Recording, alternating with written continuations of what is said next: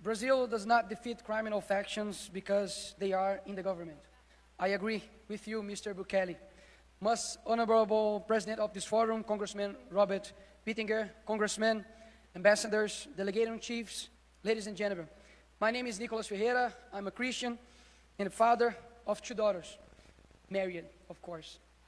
Before coming the most voted congressman in Brazil, I was born and raised in a favela, and I saw up close how violence destroys a neighborhood, a city, a state, and now an entire country.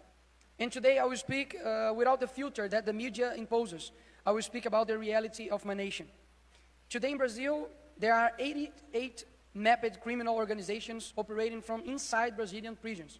Of these, 72 operate locally, 14 regionally, and 2 transnationally.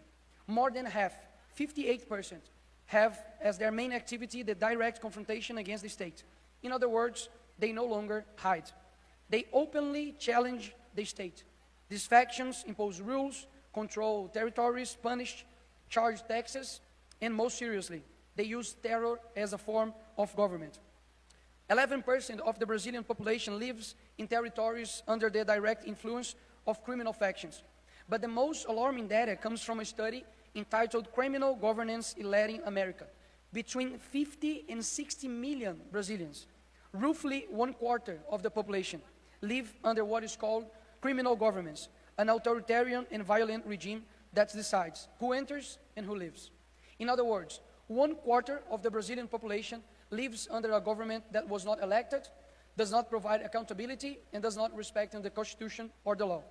The consequences are tragic and daily.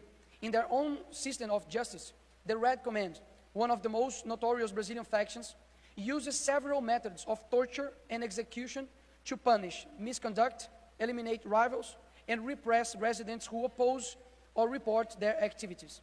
Torture sections are frequently recorded and circulated in messaging groups as a warning to the community.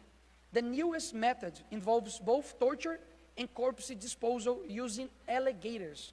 Yes, ladies and gentlemen, alligators.